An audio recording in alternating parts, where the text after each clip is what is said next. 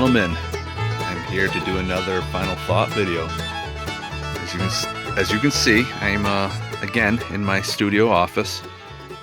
Scott, you made a very good point. The rest of you might know him as some other character. He was wondering what I plan on doing when the weather gets a little colder. So it's like 45 right now. So I checked my budget, and I do not have the money to insulate this place. So I think the best thing to do is just get out here and get acclimated. So when winter shows up, I will be ready and able to continue to do these videos from my office. I don't know. If you guys have any suggestions, let me know. But yeah, enough of the nonsense. So I am going to do a final thought on the highly anticipated event that's been going around with the group of characters. A bunch of shenanigans already happening, all led by our fearless leader, Hayden Reed. This was his idea. It's an event where I guess we're calling, somehow I made it up, but I didn't even know I did, but Austin thought it was my idea, so we'll go with it. The wagon train, I guess, is what we're calling it, and basically we are reading 2 books a month in the Sackett series from Lewis L'Amour until we finish it. So we'll be reading book 1, book 2 this month, and then you know how it goes, 3 and 4 the next. And you know, if you know math, you know numbers, you can probably figure it out. So let's see. This book, Final Thoughts. This is book 1. I don't know what that was behind me, but I don't have Finn out here to secure for security, so that was interesting. Anyway, the name of the book is Sackett's Land. It was released in 1974, 2 years before I was born. No, 2 years after I was born. See, I don't know math. I don't know numbers. Let's see. My version of the book was 162 pages, and I guess this would be classified as a Western, kind of. I almost feel like it's more of just like a historical novel because it's set in the Fens in England in 1599. So yeah, it will turn into a Western, I can guarantee you that. For simplicities, we will just say it's a Western, I guess. But yeah, our main character is Barnabas Sackett. Love that name. If I were to have kids again, I think I would come up with the name Barnabas, especially after this character. His father's name is Ivo Sackett, and he plays a little bit of a role in the beginning of how this all sets up. So we have Barnabas. He was not born of privilege, but his father, Ivo, raised him to basically think, act, and talk like he was. Ivo seemed like he was a really good father, raised his son up so that he would become somebody later in life. Let's put it that way. So yeah, in the opening scene, we have Barnabas basically doing something nice for a lady. And basically we have a bad guy named Rupert Jenister, I guess is how you would say his last name. Jenister, something like that. Anyway, it's Rupert. Yeah, I was going to say something, but just in case somebody's name is Rupert, I won't.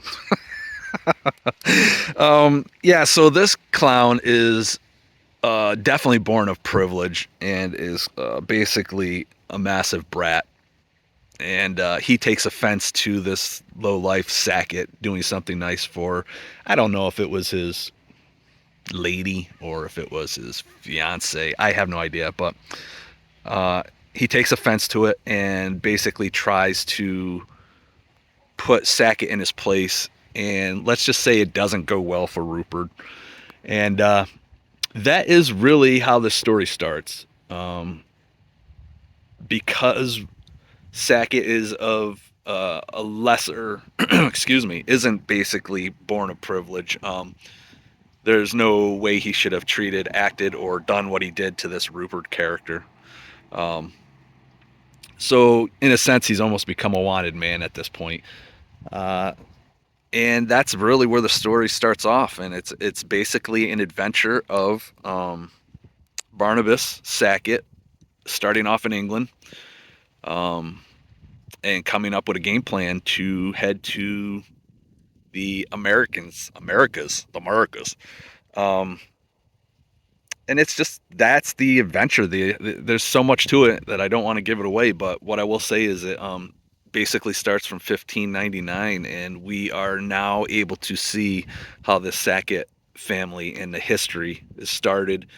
And that's basically what this whole series is just watching a family go from this point onto wherever it leads. And there's a ton of adventures, lots of action. There's some love interest. I know Austin from Outer World Media has said this a handful of times, and even Kevin from Kevin Toll Reads just said this as well. So I will piggyback on, because like I've said in the past, I am unoriginal and can't think of anything on my own. But Louis L'Amour does pack in a ton of stuff in such a short period of time. Like I said, my version was 162 pages. And there's just so much to this. And I'm not gonna lie, this thing has got me pretty stoked. I'm on top of the shenanigans that's going on with everybody else. The series itself is just going to be good, I believe.